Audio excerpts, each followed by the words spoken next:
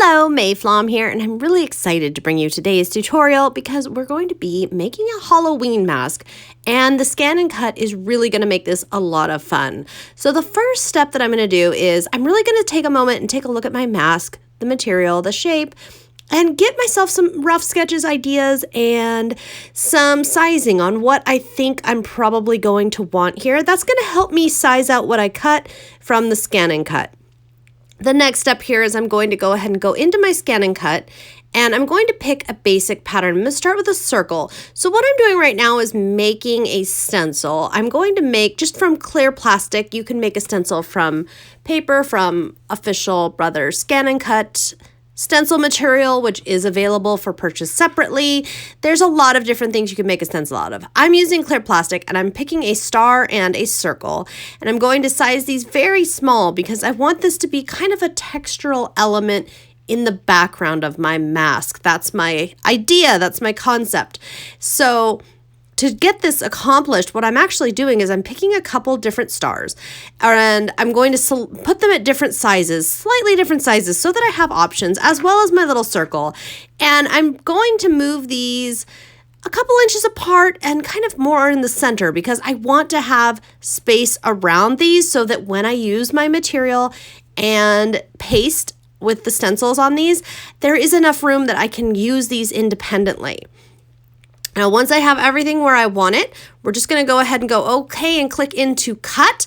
And if half cut is on somehow, we're going to want to turn that off. We only want to use that when we're doing vinyl and other materials that we only want half cut. We obviously want this fully cut, which you can see here the ScanNCut has done beautifully.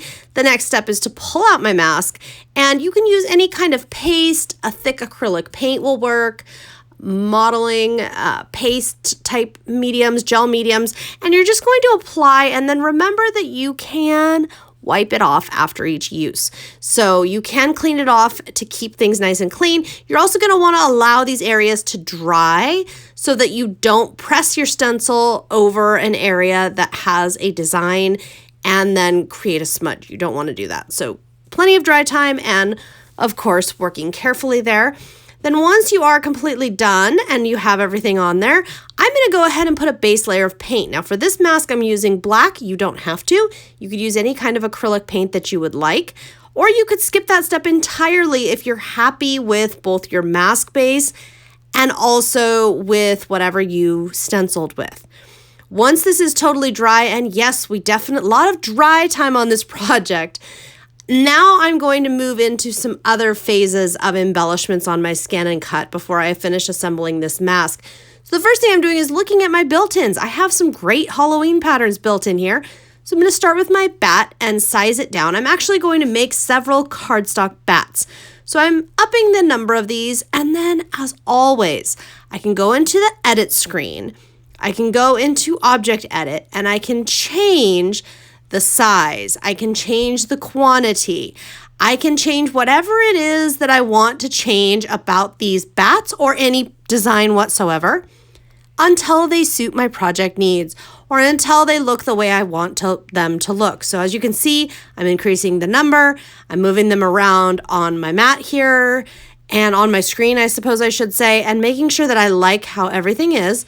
Once I am satisfied, I can go ahead and put I've got black cardstock there, and I can go ahead in here and cut, and the half cut is turned off, so we're good to go and let it cut. Once these are all cut out, as you can see there, they're so cute. Now I'm going to go in and cut some more things, this time out of thermoplastic. Thermoplastic is a heavy heat reactive material. It cuts beautifully with the ScanNCut, and it's a lot of fun. So I'm picking the witch, the bat, and also there's a Halloween cat that I'm going to select. And you might notice there's some washi tape down there on the mat.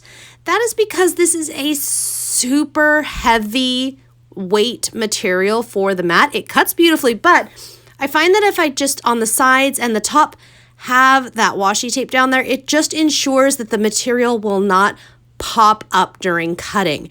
And it will not harm my mat. It will not harm anything. It will all pop right off as soon as we're done cutting. But as you can see here, I have just gone ahead and set everything up. Now I'm scanning in my mat so that I can see exactly where that piece of material is, which is handy because a material like this I'm going to cut over and over and over again. I can always see exactly what I've got here. Once it's ready to go, there we go, cutting it out, and these will pop out beautifully, and we'll be ready to really get this mask going.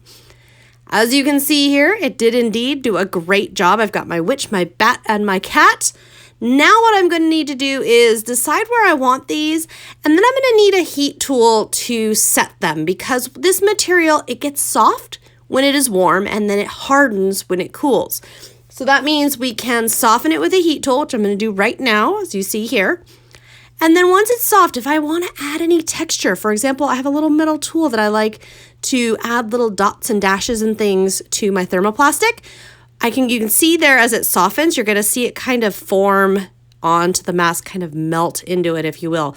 You just want to be careful with it. When it's soft, it is moldable, which means we could lose our shape if we overwork it or work it too hard. But really, use a tool and add texture if you want. If you don't, you can skip that step, of course. And then place all of the pieces on there in the same way. We're just heating them on and then adding texture if we would like.